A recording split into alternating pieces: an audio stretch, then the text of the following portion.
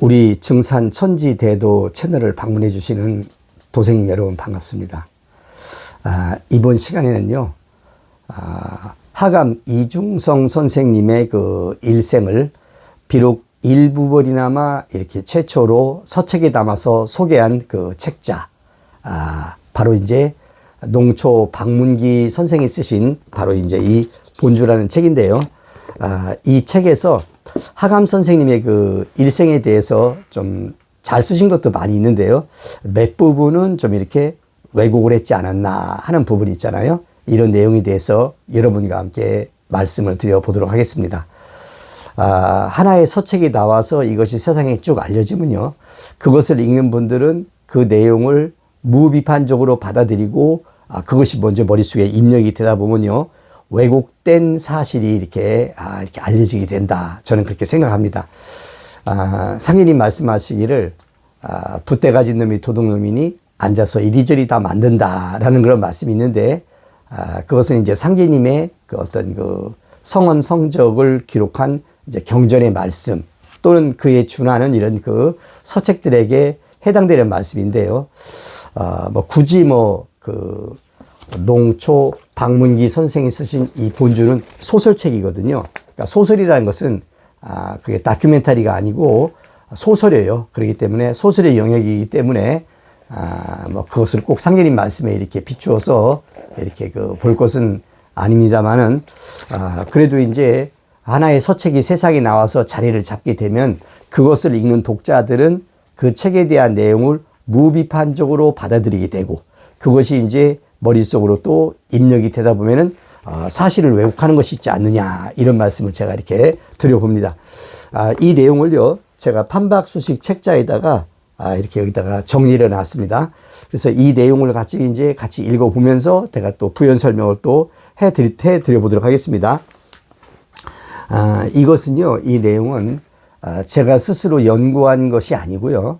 저도 원래는 90년대 그 후반부에 그 본주라는 책을 읽었었고요. 그것을 머릿속에 가지고 있다가 제가 2016년에 하감 이중성 선생님의 그 자제분이신 이인수 선생님을 이제 찾아뵙고 말씀을 듣는 과정에서 자연스럽게 하감 선생님의 그 일생에 대한 이야기를 듣고 아드님으로부터, 그러다 보니까 이 본주에서 제가 읽었던 그 내용하고는 다르다는 것을 발견하면서 이 인수 선생님한테 이제 그 부분들에 대해서 여쭤보고서 제가 이제 확인한 내용입니다. 자, 이제 그 말씀을 드려보려고 하는 거예요. 제가 이제 책에 정리한 내용입니다. 이중성 선생의 삶에 대해 비록 일부분이나마 처음 알린 서책은 농초 박문기 선생이 쓴 소설 본주라는 책이다. 소설이에요. 소설은요, 이게 뭐 다큐멘터리라기보다도 이것이 이제 픽션이에요. 이제 그것은 가공의 이야기가 들어갈 수 있어요. 작자에 의해서, 지은에 의해서. 자, 그걸 먼저 염두에 두셔야 됩니다. 소설 본주는 1995년 정신세계사에서 상하 2권으로 나온 것인데, 그럼 이제 이 제목 본주라는 것은 뭐냐? 이것은 인정상관으로도 알려진 여처자라는 신이 한 여성을 일컫는 말이다. 맨 처음에 이제 여처자라고 그래가지고요, 제가 이제 홍범초 교수님의 범증산교사에서 여처자님을 교주로 한 그 모학교사라는 편이 있어요. 읽을 때도 맨 처음에 머릿속에 그려지지 않더라고요. 여처자라고 하는 것은 이제 승이 여시고요. 처자는 또 처녀하고 같은 말이에요. 처자, 처녀는 뭐냐면은, 결혼하지 않은 그 성장한 여성을 갖다가 우리가 처자 또는 처녀라고 말합니다. 그러니까 여처자라는 분은 평생 결혼을 하지 않으셨어요. 그래서 이제 여처자 이렇게 말하는 겁니다. 이제 이분을 여처자를 교주로 모시고 있는 그 교단에서는 인정상관이다 혹은 본주다 이렇게 호칭을 합니다. 자, 이 책은 박문기가 여처자의 일생을 신비화해서 소설 형식으로 쓴 것이다. 여기서 이제 이 교주님을 이렇게 신비화했다.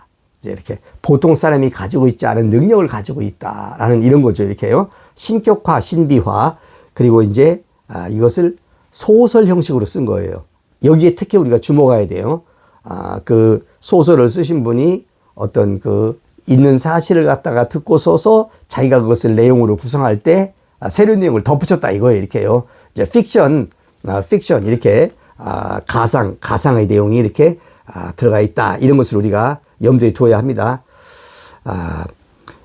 이 본주라는 책은 박문기가 여처자의 일생을 신비화해서 소설 형식으로 쓴 것인데 주인공 여처자는 저자 박문기가 어린 시절에 돌아가셨기 때문에 직접 접했던 분은 아니라고 한다. 그럼 이제 여처자라고 하는 분은요, 생물연대가 1887년에서 1954년 이렇게 됩니다. 67세인가 돌아가셨어요. 1887년이라고 한다면은 어떻게 되냐면은 고수부님보다는 7살이 밑에시고 하감 이중성 선생님보다는 10살이 위에 뿐이에요. 그리고 이제 1954년은 이제 그 6.25가 이제 끝나고 나서 이제 그 가보년에 돌아가신 거예요. 그러면은 이 본주라는 이 소설을 쓴 박문기라는 분은 언제 태어났냐면요. 1948년에 태어났어요. 그러니까 48년에 태어났기 때문에 여처자가 돌아가시던 해에 여처자와 같은 동시대에 살았죠. 그렇지만은 48, 49, 50, 51, 52, 53, 54 여처자가 돌아가실 때 이 저자 박문기는 7살이었어요. 그러니까 이제 7살이었기 때문에 잠깐 동시대에 살고 있었지만 접할 수 없었죠. 다만 이제 박문기라는 분의 그 어머니가 있어요. 그 어머니가 최영단 여사님이라고 그분이 이제 그 돌아가신 여처자로부터 어떤 그 신의한 능력을 전해받아서 당시 60년대에 이 정읍 일대에서 보기만 해도 모든 것이 이렇게 병이 낫는다고 하는 그런 참 그런 신의한 의술 능력, 의통 능력을 가졌던 분을 알려준 분이었어요. 자, 이제 이게 이제 어떤 그 제가 이제 말씀드리겠지만은 바로 이제 최영단 여사 그 아들이 또 이제 박문기 씨. 그래서 이제 박문기라고 하는 분은 그 모친 최영단 여사가 갖고 있던 그 신의한 의술 능력의 그 근원을 뿌리를 어디다 두고 있냐면 바로 여처자한테 두고 있습니다.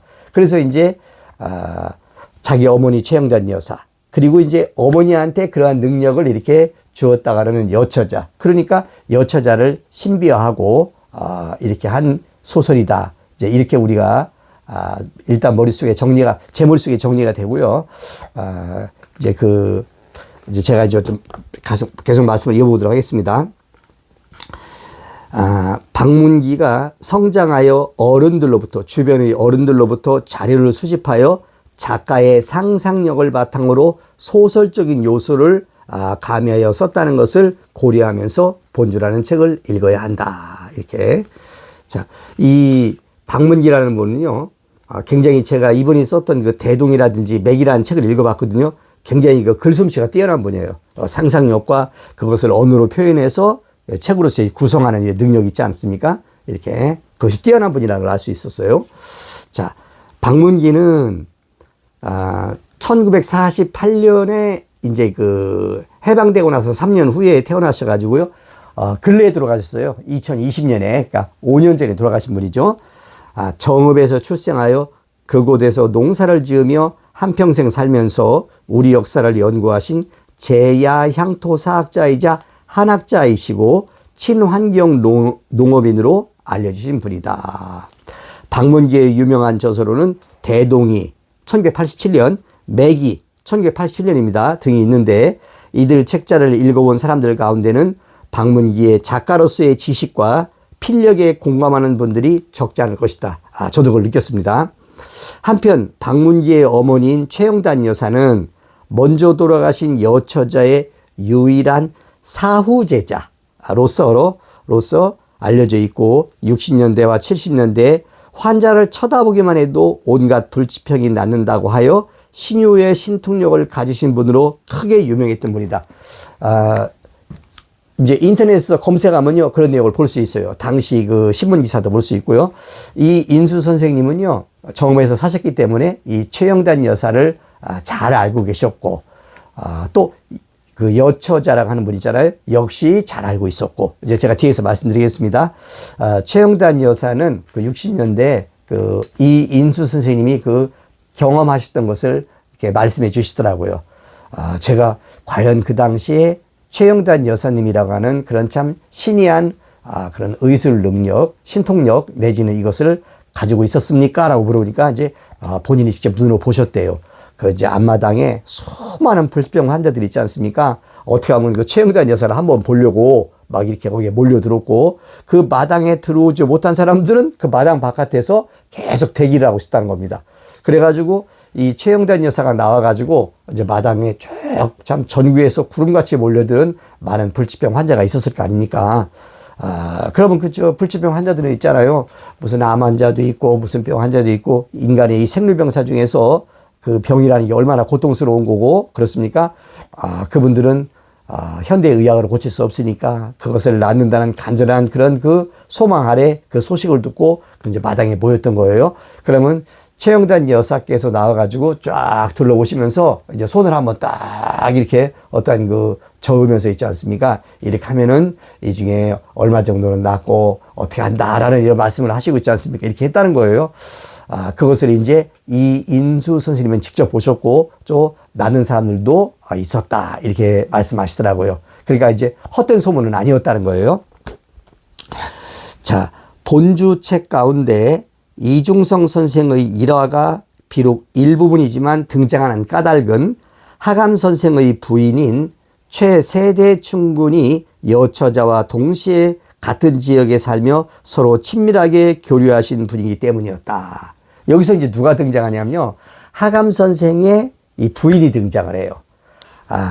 하감 선생의 부인은 어떻게 되냐면 이름이요, 이렇게 우리가 보통 이름이 두자잖아요. 이렇게 승의 한자고 이름이 두자잖아요. 근데 하감 선생님의 그 부인은 이름이 네 글자예요.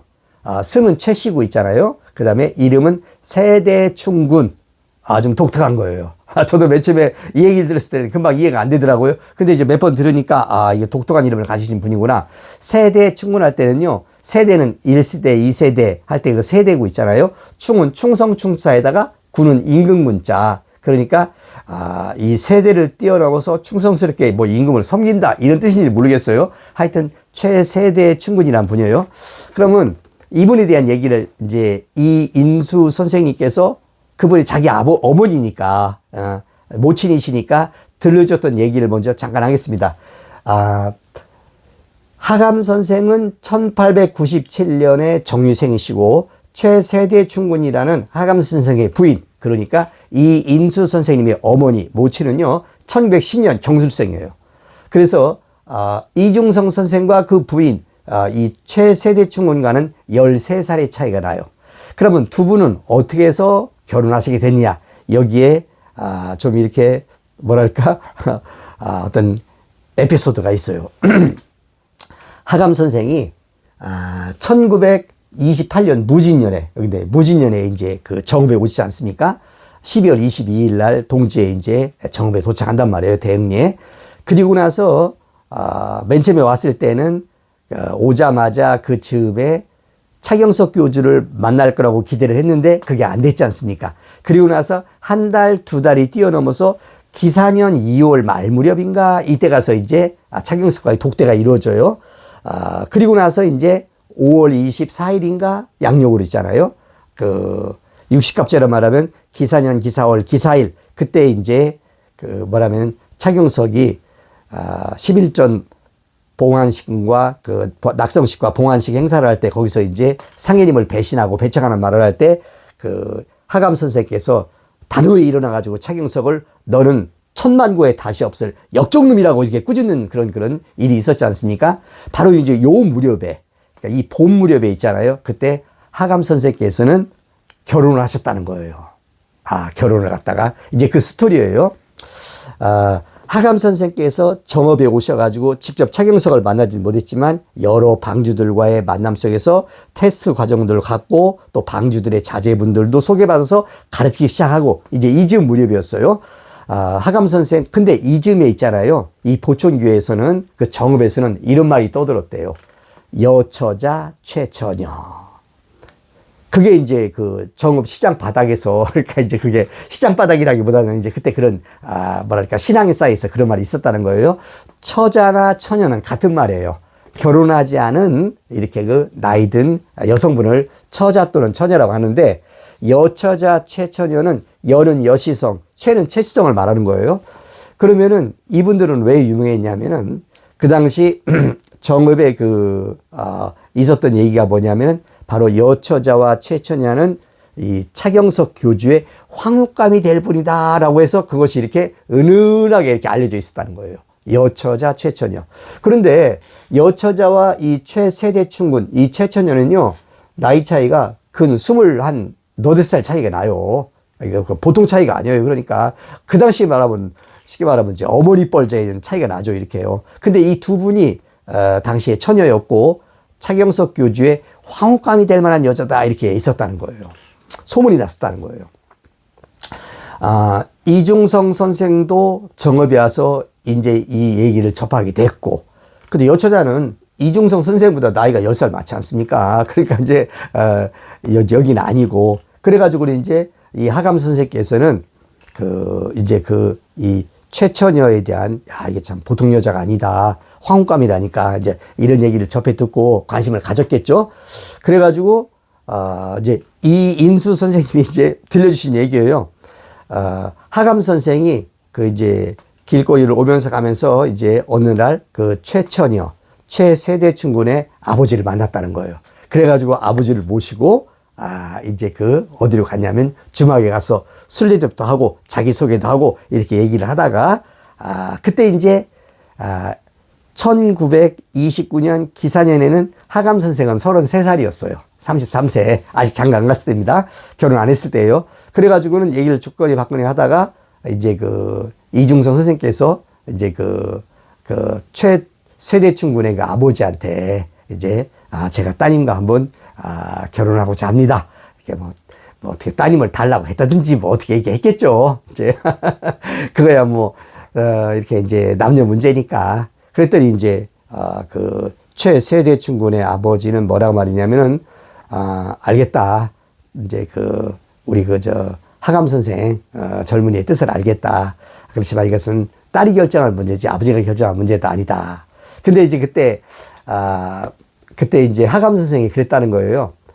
뭐라고 말했냐면은 하감 선생이 차경석 교주가 어떤 몸에 어떤 자기가 참 천자감이든지 뭐 지도자감이든지 하는 어떤 그런 징표 점을 가지고 있는데 그 사람만 가지고 있는 것이 아닙니다.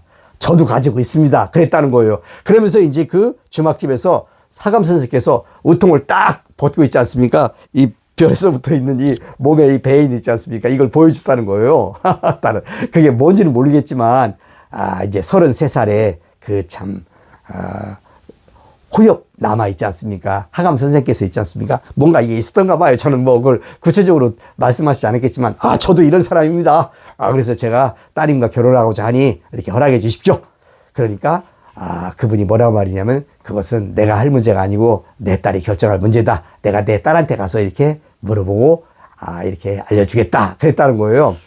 그리고 나서 이제 최세대충군의 아버지, 그러니까 장래에 하감 선생의 이제 장인어른이에요. 이분은 이제 집에 가가지고 그날 얘기를 한 거예요. 딸을 갖다 불러놓고, 야, 내가 오늘 말이야, 응? 하감 이중성이라는 사람을 만났는데, 이 사람이 이 젊은이가 몇 살인데, 대충 배경은 이렇게 되고, 너하고 결혼하겠다는 뜻을 밝히더라. 너 어떻게 생각하냐? 그러니까, 이 최세대충군, 이분이 말씀하시기를 말하죠. 뭐냐면은, 아버지, 바로 그분이 내가 결혼해야 될, 내 낭군될 사람입니다.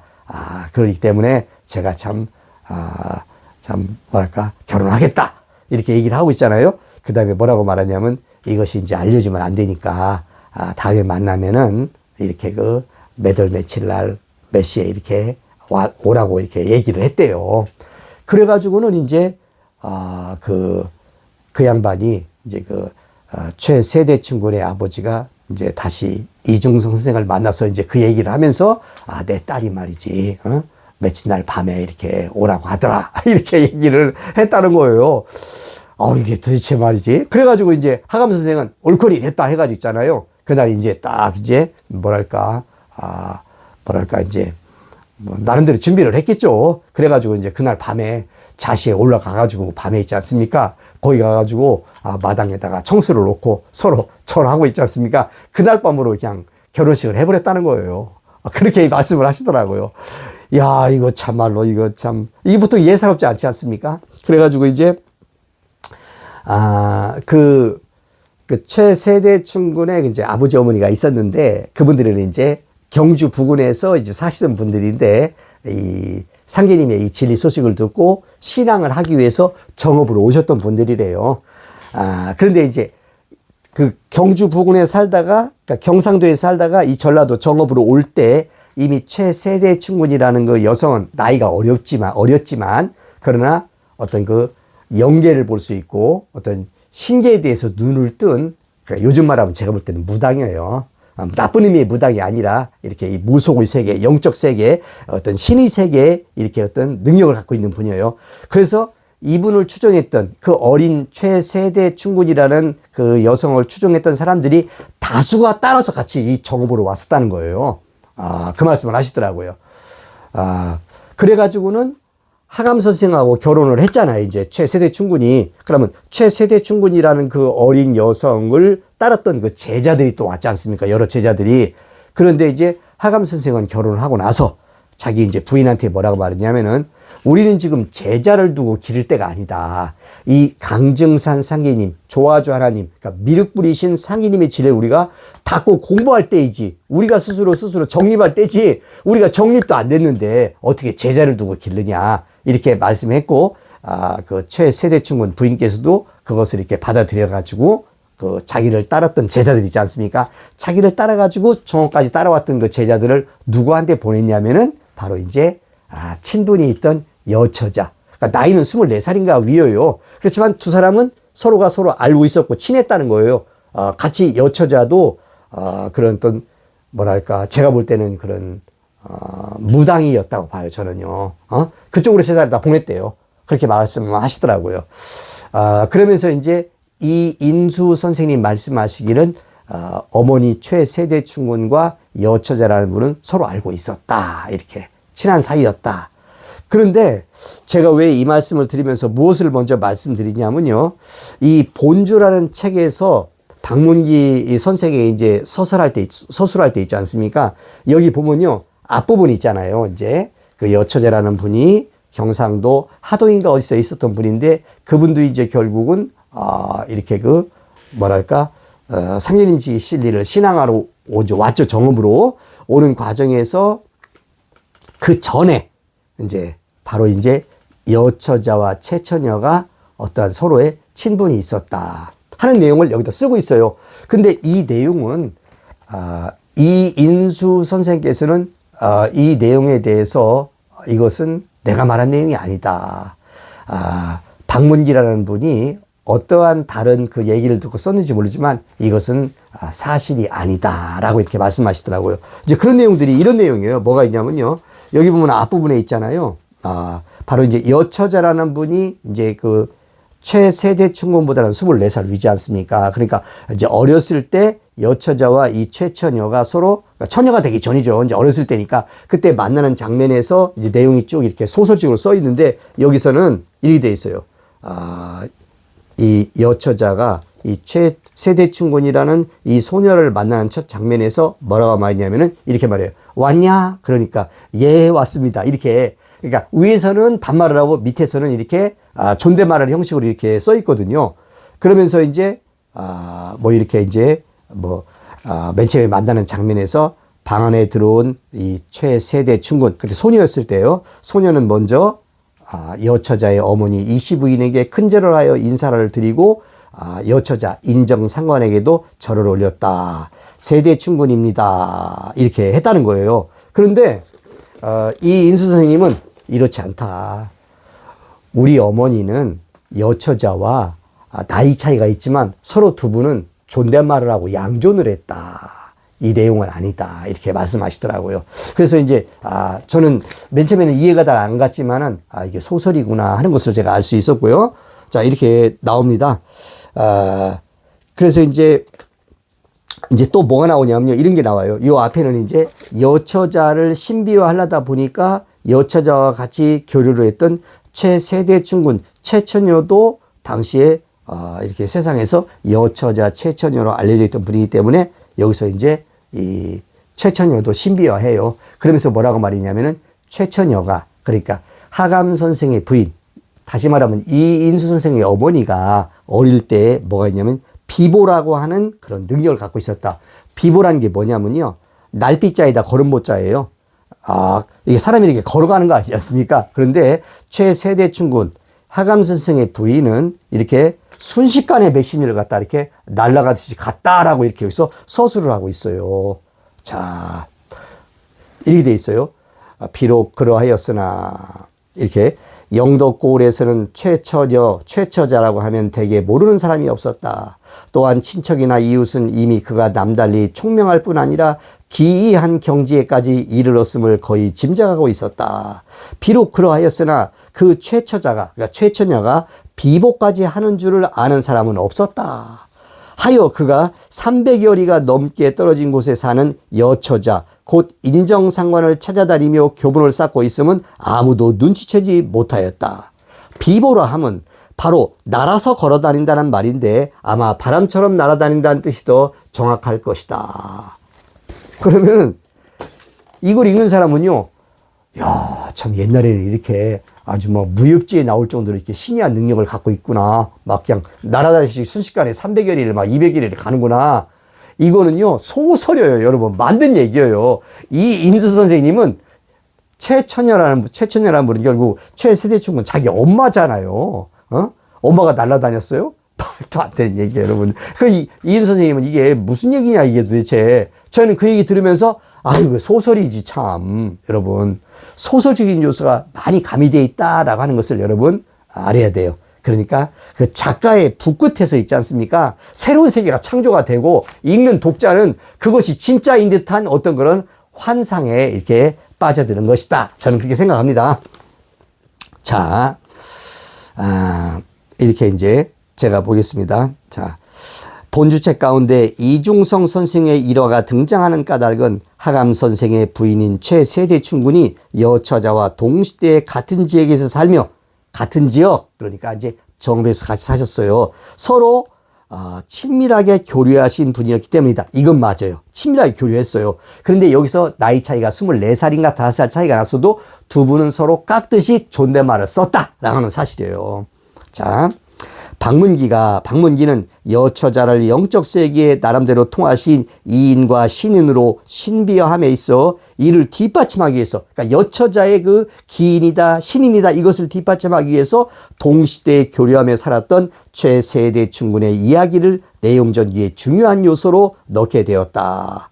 그러면서 따라서 당연히 최세대충군의 남편인 하감 선생의 이야기와 보촌교에 관한 이야기도 자연스럽게 들어가게 된 것이었다.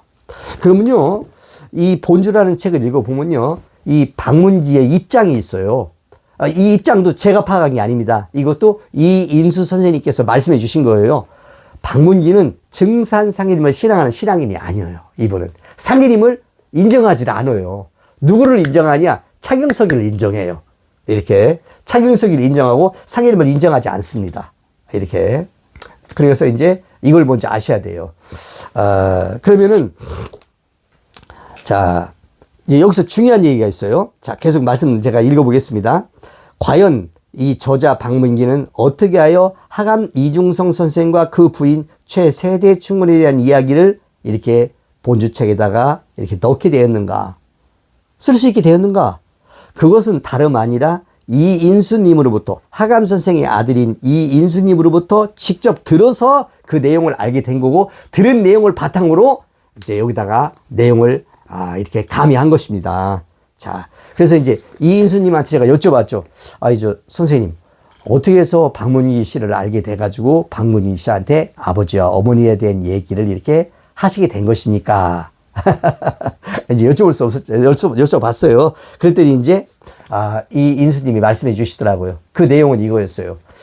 1958년 11월 28일에 하감 선생님께 돌아가시고 난 다음에 이 인수님은, 누구냐면은, 기사년 기사월 기사일에 차경석을 향하여 역적놈이라고 외쳤던 이중성 선생 바로 뒤에서 바로 이렇게 나타나서 있지 않습니까? 마치, 또 하나 인물이 나왔잖아요. 그게 이제 소만망주 이두용 선생, 소만주. 그 이두용 선생의 손녀와, 이제 이인수 선생님은 결혼하시게 되고, 그 다음에 이제 이인수 선생님은 바로 이제 그 처갓집이 대전에 있었기 때문에 대전에 와서 사시게 돼요.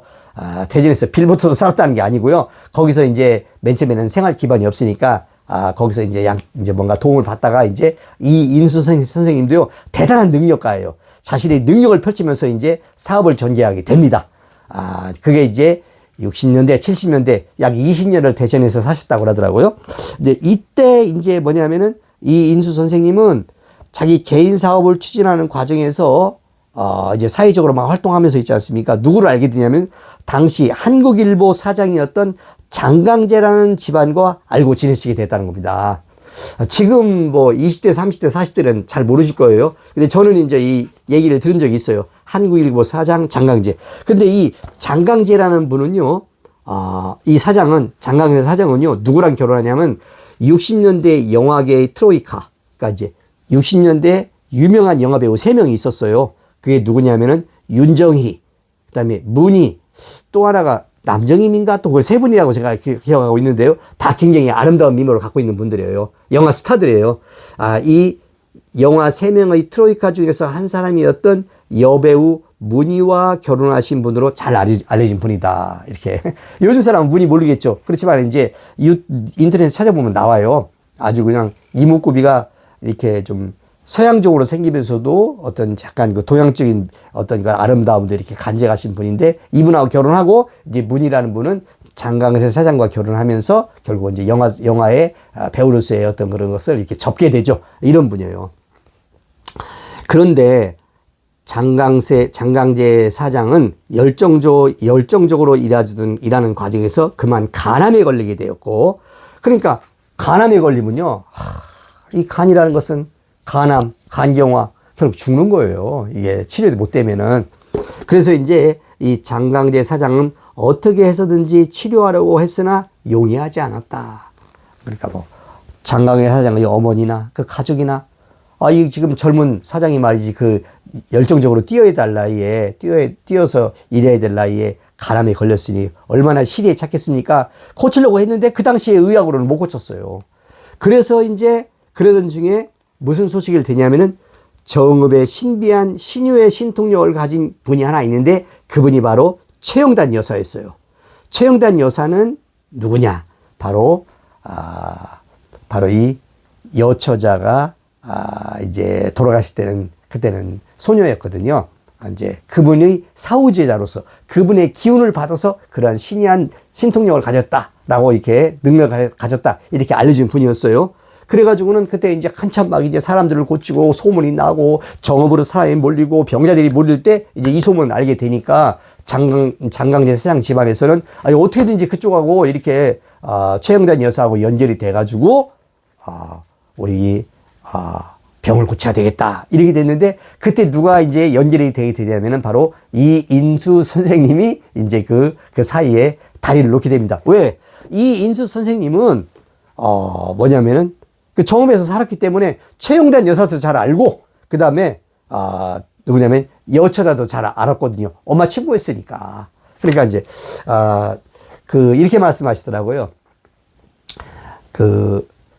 이인수 선생님의 모친은 최쇠대충군이라는 분은 1942년에 이인수 선생이 6살 무렵에 돌아가셨대요. 그런데 이인수 선생님은 어머니의 모습에 대해서는 어슴푸레하게만 생각하고 있어요. 왜냐하면 6살에 돌아가기 때문에. 뭐라고 말씀하시면 자신이 이제 엄마 품에 안겨서 젖을 먹을 때 엄마 목소리, 야 이제 수야 이제 그만 먹어야지 하던 얘기 있지 않습니까? 그렇게 생각나고, 또 엄마가 옆에 그 진등마을에 있던, 가정 정읍이었지 않습니까? 그 진등마을에 있던 친구 여처자의 집으로 자기를 안고 가서 왔다 갔다 하던 얘기. 그 다음에 엄마가 돌아가신 다음에 이제 엄마가 그립잖아요. 어린 그 소년의 입장에서 볼 때는. 그러니까 이제 고모나 이제 큰 누나들의 이제 그 손을 잡고 또 엄마가 그리우니까 여처자의 집으로 계속 왔다 갔다 하면서 있지 않습니까? 어머니의 얼굴보다는 여처자의 얼굴을 더 잘 알고 있어요. 이렇게 이인수 선생님은요. 그래가지고 이제 그래서 이인수 선생님이요. 바로 이제 그 한국일보 간암 걸린 장강제 회장과 그리고 이제 그 여처자의 사후제자로 알려진 그 신통력, 신이 한 의술 능력, 그것을 갖고 있는 최영잔 여사 또 알고 있으니까 거기에 이제 다리를 놓게 되는 인물로 등장하게 됩니다. 그러면서 이제 이인수 선생이 정읍을 사업하면서 전국을 돌면서 또 자기 고향 정읍이니까 왔다 갔다 하면서 이제 그 최영잔 여사를 만나게 되고 장강대 사장에 대한 그 가난 얘기도 하게 되고 고쳐주십사 또 얘기도 하고 그런 부탁도 하고 다리를 놓고 그러면서 이제 당연히 장성하고 있던 누구냐면은 바로 최영단 여사의 아들인 바로 이제 박문기. 이미 그때는 대동이와 매기를 썼으며 이렇게 그런 뭐랄까 인기 작가로서 이렇게 부상하고 있었거든요. 이제 알게 된 겁니다. 자연스럽게. 그때 이 인수 선생님은 그 박문기의 재주를 봤대요. 이 참 글주조가 있고 있지 않습니까? 재주꾼이구나. 그런데 뭐냐면은 상계님을 안 믿어요. 차경석이를 믿지. 그래가지고 이제 어떻게 이 박문기의 머리를 돌려볼 수 있을까 해가지고 않습니까? 가면서 틈틈이 자기 아버지와 엄마에 대한 얘기를 해주고 가정에 대한 얘기를 해주고 있지 않습니까? 상계님의 진리로 이렇게 그 사람을 유도하려고 했었다. 그러나 안 됐대요. 그때 이제 몇 번 서로 왔다 갔다 하면서 이 인수 선생님은 바로 자기의 어린 시절 성장 과정, 또 그 이전에 아버지에 대한 얘기, 어머니에 대한 얘기, 아버지 어머니의 결혼 얘기에 대한 얘기 있지 않습니까? 이런 얘기들을 해주었다는 거예요. 그래서 이제 그 얘기를 박문기 씨는 듣고 어디다가 그 얘기를 집어넣게 되냐면 자기는 자기 엄마 최영단한테 그 신이한 어떤 그 영적인 능력을 준 분이 바로 여처자 아닙니까? 인정상관 아닙니까? 그분을 신격화하려고 하는데 그런 신격화하는 책이 바로 이 본주라는 책이에요. 이 책을 쓰에 있어서 어떻게 합니까? 여기다가 드문 누구에 대한 얘기를 쓰는 거예요? 바로 이중성 선생의 부인 최세대 충군 최처녀, 그러니까 여처자의 친구, 그리고 이제 또 최처녀의 남편인 바로 이제 하감 이중성 선생에 대한 얘기를 내용 전개에 있어서 제가 볼 때는 중요한 얘기가 아니라 이렇게 옆에다가 이렇게 그 중간중간에 얘기를 집어넣는 거 있지 않습니까? 그게 이제 작가의 그게 어떤 그 능력이지 않습니까? 이렇게 된 겁니다. 그러면은 이 인수 선생님은요, 무엇을 이렇게 결국은 이 본주라는 책이 나왔어요. 나오고 나서 이인수 선생님도 읽어봤어요. 읽어봤는데 자신이 증언한 내용이 중간중간 이 본주라는 사람을, 여처자를 갖다가 신격화하는 내용 중에서 중간중간 아버지와 어머니에 대한 내용이 자기가 증언한 내용이 들어가 있다 이거예요. 그것에 대해서 어떻게 해요? 뭐 썼다는데. 그걸 갖다가. 그런데 문제는 뭐냐면 자기가 증언한 대로 썼으면 좋은데 증언한 대로 쓰지 않은 것이 있다는 거예요. 바로 그 문제예요. 그 문제를 말씀하시더라고요. 그게 뭐냐. 이런 내용이에요. 뭐냐면은 제가 읽어보겠습니다. 자. 아주 이렇게 이 본주라는 책 있지 않습니까? 본주라는 책 상권 213쪽, 214쪽 여기를 보겠습니다. 여기 보면 본주라는 책 있지 않습니까? 여기에요. 자, 기축년 1149년 이렇게 돼 있어요. 자, 어떻게 돼 있냐면은 1149년이니까 해방되고 나서 4년 뒤 6.25 전쟁 터지기 1년 전 이때 정월 어느 날 이 본주라는 책에다가 박문기 씨가 쓴 거예요. 정월 어느 날 이중성이 이덕원과 함께 본주님을 배우니 본주님이 이중성에게 말했다. 일토중 중토중을 알아야 해. 그러자 이중성이 네, 잘 알겠습니다 하고 물러갔다. 이거를 제가 이제 이 인수 선생님한테 여쭤봤어요. 이렇게 썼는데 이런 일이 있었습니까? 그랬더니 뭔 말이야 이게? 이건 사실이 아니야 이렇게 말씀하시더라고요. 아니 그러면 박문기라는 사람이 다른 사람의 증언을 두고 쓴 것일 수도 있지 않습니까? 그랬더니 어쨌든 우리 아버지는 하감 선생은 본주라는 사람을 직접 만난 적이 없대요. 대면하지 않았대요. 여기 보면 마치 이중성 선생이 본주 여처자 인정상관 이분을 만나가지고 어떤 지시를 받는 거잖아요. 이렇게요. 이것은 있을 수 없는 일이다. 내가 아버지 때 직접 모시고 있었었는데 아버지는 어떤 입장이었냐. 아버지로 봤을 때는 최세대 충분히 자기 부인 아닙니까? 그리고 자기 부인이 그런 어떤 영적인 신적인 세계의 어떤 그런 어떤 능력을 갖고 있었고 또 여처자하고 또 이렇게 나이 차이만 있었지만 친분이 있었고 또 이중성 선생도 그런 세계에 있는, 무속에 있는 그런 분들이 어떤 그런 여러 가지 죄를 지내고 치성을 지내고 이런 것을 알고 있었기 때문에 그것을 넓게 포용하고, 특히 이제 여처자가 친했던 것은 자기 어머니였고, 또 이중성 선생의 또 동생이 있지 않습니까? 이 인수님한테는 고모죠. 요쪽하고 서로 이렇게 내통을 했대요. 서로 소통을 했대요. 그러면서 이제 이 인정상관 여본주 여처자가 치성을 하는데 어떠한 물건을 구해야 된다라고 이렇게 이제 얘기를 하면, 고모한테 얘기라든지 이렇게 얘기하면은 이제 이중 선생은 남자로서 그래? 그런 물건은 구해줄 수 있지. 이렇게 해서 그런 정도였지. 하감 선생은 여처자하고 대면을 하지 않았대요. 아주 아드님은 단호하게 얘기하더라고요. 여기 뭐라고 이렇게 돼 있어요. 이중성은 본주님으로부터 그 말씀을 들은 후 곧 승복 한 벌을 만들어 가지고 100번 김구 선생을 찾아갔다. 그는 김구 선생에게 승복을 주며 그것을 입고 공주 마곡사에 들어가 3년 동안만 숨어 있으라고 권고하였다. 뭐 이런 말이 나와요. 하감 선생이, 이인수님의 아버지가 김구 선생을 찾아가서 이렇게 마곡사에 내려와서 이렇게 3년 동안 이렇게 있어라 라고 한 것은 맞대요. 그 말을 아버지한테 들었대요. 그러나 이것이 마치 본주라고 하는 사람이 이중성 선생한테 일토중 중토중을 알아야 돼. 그러자 이중성이 예, 잘 알았습니다 하고 물러갔다. 여기서 일토중 중토중이라는 말은 누구든지 이 지구상에 자신이 있는 곳이 바로 이 천지의 중심이며 그 중심이 되는 자신이 바로 이 세상에서 가장 중하다는 뜻이다. 즉 내가 이 세상에 있어야만이 만물이 있게 되는 것이다. 때문에 나라를 위하는 일도 나라는 인생이 이 세상에 있어야만 가능하는 것이다. 이중성은 본주님으로부터 그 말씀을 들은 후 이렇게 얘기가 연결되지 않습니까? 아이고, 이인 선생님은 말도 안 되는 소리라고. 아버지는 이 여처자, 요즘에 이제 그 여처자를 이렇게 공경하고 이렇게 이제 교주님으로 받들고 교조님으로 받들고 해서 있지 않습니까? 그런 분들이 있지 않습니까? 좋다 이거요. 그분들이 그렇게 믿는 것은 자기들의 자유니까. 아버지는 여처자라는 분을 직접 상대하지 않았다. 이렇게 말씀하시더라고요. 이건 잘못이다! 라고 아주 단호하게 말씀하시고 있잖아요. 아주 마음속으로는 원래 이제 이 인수 선생님도요, 아버지의 신앙정신과 품성을 이어받았기 때문에, 남은 옳고 남은 틀리고 내가 옳다! 이렇게 말씀하시는 분이 아니에요. 그렇지만은 이건 잘못이다 말이지. 마치 어머니가 최세대충을 있지 않습니까? 여처자하고 나이가 벌써 20대 막 한참 차이 나지 않습니까? 그러니까 이쪽에서는 반말하고 이쪽에서는 예, 절대 아니었다. 어머니는 서로 공대했다. 서로 양존했다. 그리고 아버지는 엄마와 친하신 그쪽 계통의 분이었기 때문에 그것을 존중했었을 뿐이지, 아버지는 여처자하고 만나지 않았다. 대면하지 않았다. 이렇게 아주 단호하게 얘기하면서 있지 않습니까? 이제 이 본주라는 책에 나왔을 때 내가 이걸 봤는데 참으로 나는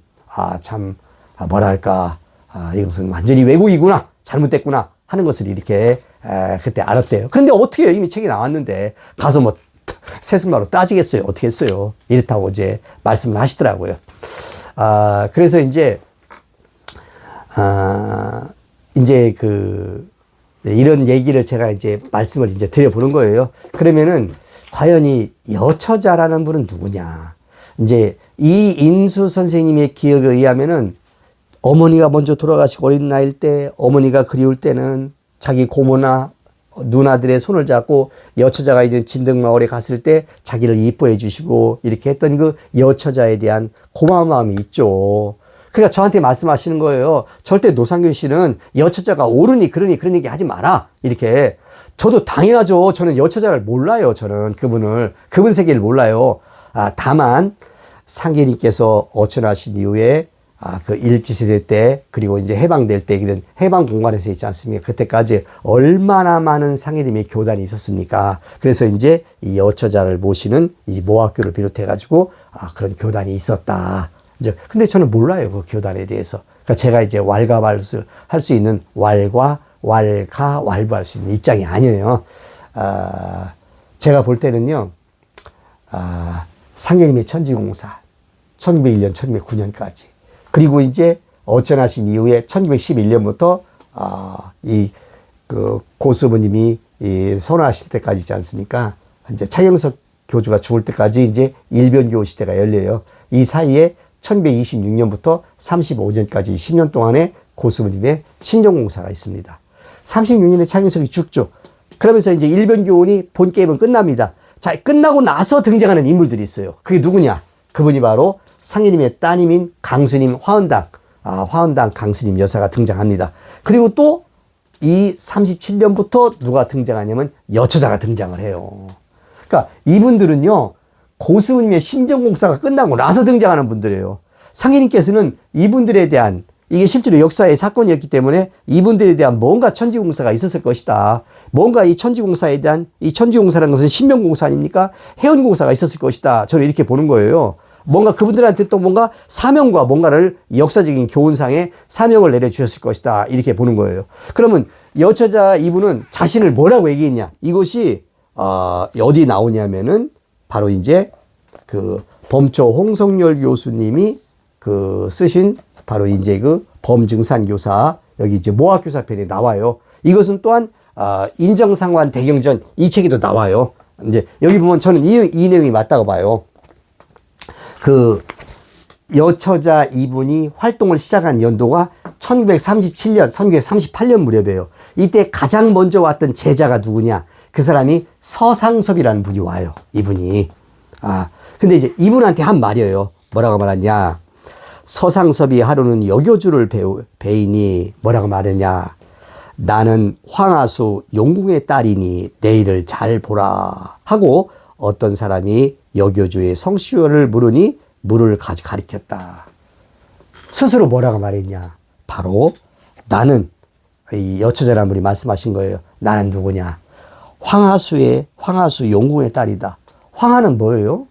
황하라는 것은 서해 바다를 이렇게 황해라고 하지 않습니까? 황하수 용궁의 딸이다 내가 이렇게. 그러니까 이분이 어떤 신명계를 통했기 때문에 자신의 신호를 그렇게 이제 말씀하신 거라고 봐요. 이렇게. 그런데 이제 뭐 또 이 요즘 나오고 있는 이 인정상관 대경전에 있잖아요. 여기는 또 이제 이런 말씀도 있어요. 여기 보면은 1948년 이제 무자년 편 여기 보면 있잖아요. 이제 이렇게 말씀하셨다는 거예요. 여처자께서 법회시에 뭐라고 말씀하시냐면 법회시에 가정으로 말하면 나와 증사는 부부지간이다 하셨는데 얼마 후 상계님의 따님이신 강수님 여사가 쫓아와서 많은 폭언을 하여도 대항치 않으시고 듣고만 있으시니라 라는 말이 나와요. 그러니까 이제 여처자라는 분은 뭐라고 말이냐면은 나와 증사는 상계님은 부부지간이다 이렇게 말씀하셨다는 거예요. 그래서 이제 뭐 이런 말이 있었으니까 또 썼겠죠. 그렇지만 상계님과의 부부지간은 누구예요? 인간적으로 아버지 어머니가 이렇게 그 연결시켜 주신 분은, 결혼시킨 분은 바로 뭐냐면 정씨 성모님이고, 그리고 상계님께서 천지용사를 보시면서 이 상제라는 위치에서 이렇게 그 뭐랄까 천지의 어머니로 이렇게 결혼하신 분은 고팔레 수부님 아닙니까? 그렇잖아요? 그런데 이제 여기서 이렇게 나오니까, 여기서 이제 강수님, 그 화원당 여사는 있잖아요. 당연히 여기 와가지고, 쫓아와서 많은 폭언을 했다. 이 말도 이해가 가죠. 그래서 이제 이게 어떤 차원의 얘기인지는 모르겠지만은, 저는 어쨌든, 이 여처자, 그러니까 인정상관 있잖아요. 또 이제 또 본주라 가시는 이분이, 이제 과연 어떠한 분이었다라고 하는 것에 대해서는요, 저는 잘 몰라요.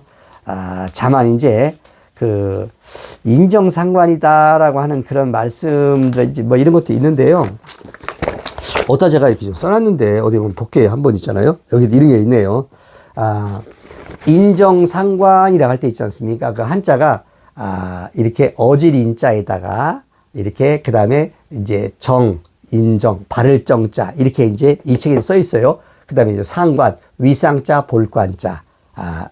어질인자, 인정, 발을정자, 이렇게 인정. 그런데 이제 홍범주 교수님은요, 그 인정을 어떻게 쓰고 있냐면은 사람의 인자에다가 정분이 있다 없다 할 때, 정이 있다 없다 할 때 이렇게 쓰는 정자 있잖아요. 이렇게 쓰시고 있다라고요.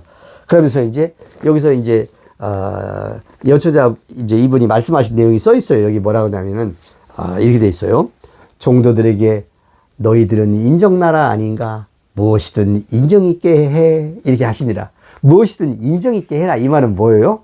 인정을 붙여서 사람의 정을 붙여서 해라 이런 말씀이란 말이에요. 이렇게 그래서 그런 말씀에서 이렇게 인정 이렇게 저는 이해를 하고 있어요. 자, 김순덕 정도가 원지방에 경상도에서 도생들이 많이 왔다고 먼 지방 멀은 자죠. 원지방에 경상도에서 도생들이 많이 왔다고 본주님께 아뢰니 인정나라 아닌가 상관진이라고 해 하시니라. 인정나라 이렇게 인정나라 뭐예요? 제가 볼 때는요, 인정상관이란 말씀은, 이렇게, 사람은 인정 있게 살아야 된다. 이렇게 싸우지 말고 있지 않습니까? 왜, 어른들이, 할머니나 어머니께서 그런 말씀 하시지 않습니까? 저는 인정상관 이 대경전에서 있잖아요. 이분이 하신 말씀 중에서 이런 말씀이 참 저는 마음을 이렇게 울렸어요. 이렇게 말씀하시는 거예요. 법회 시에 마음을 속이지 마라. 내가 거울같이 보고 있으니 덕을 많이 쌓아 돈 있는 사람은 돈으로 약한 사람은 정성으로 마음을 잘 쓰고 힘껏 일해 보아라 하시니라. 이런 말씀 하시고요. 또 원장 서상섭에게 인자하고 겸손하고 의리 있고 성실하고 마음을 비우고 남을 공경하고 덕으로서 안아주고 온정으로서 살아가면 하늘도 감탄한다 하시니라. 이렇게 말씀하셨다는 거예요. 마치 옛날에 이제 우리 할머니나 어머니께서 어린 자식들한테 하시는 말씀 있지 않습니까? 이런 말씀이란 말이에요. 자, 또 법회 시에 땅을 해롭게 하면 못하게 해요. 땅을 해롭게 하면 못하게 해. 땅 위에 사는 것을 해하면 못 써. 못된 욕심으로 이리저리 파헤치면 얼마나 아프겠어. 땅이 아프겠어. 이제 이런 어떤 자연 친화적이고 이런 말씀이잖아요. 이렇게요. 자기 몸같이 다뤄야지. 이리 끊고 저리 끊으면 안 돼 하시니라. 이제 이분의 이제 어떤 세계관, 어떤 자연관, 이걸 느낄 수 있잖아요. 자, 법회 시에 마음을 비우고 남을 배려할 줄 알아야 해. 상대가 있는 일이라면 먼저 그 입장에서 생각해 보면 옳게 답이 나와 하시니라. 아이고, 얼마나 옳으신 말씀이셔요. 저는, 이제 인정상관, 또 이제 본절하고 이렇게 우리가 존경하고 공경하고 신앙하는 분들 있지 않습니까? 바로 이제 이 여본주님, 또 인정상관님은 훌륭하신 분이었다. 이렇게 저는 생각을 합니다. 그러나, 이제 인정상관님이 바로 이제 상해님의 부인 짤이다. 이렇게 생각하지 않아요. 저는, 그것은 왜 그러냐면은, 누구냐면은, 우리 이제, 안경전 선생님께서 이제 증산도의 진리로 이렇게 교리를 딱 정립하셨잖아요. 상인인가 수무님, 천지 부모님, 이렇게 잘 정립해 놓으셨다고 보고요. 또 고수부님에 대한 이제 여러 경전이 있잖아요. 고수부님은 이제 상인인가 대등한 위치에서 상인님께서 천지공사를 보셨고 수부님은 또 마찬가지로 신종공사를 보셨어요. 물론 수부님의 신종공사가 상해님의 천지공사가 전혀 별개의 공사가 아니에요. 상해님의 천지공사를 어머니의 위치에서 그 공사를 이렇게 보신 거기 때문에 내내 같은 공사지만 이제 어머니의 입장이 거기에 많이 가미가 되어 있고 있지 않습니까? 아버지 상해님의 말씀을 우리가 이해할 수 있도록 어떤 공사 말씀들은 잘 풀이해주고 있다 이겁니다.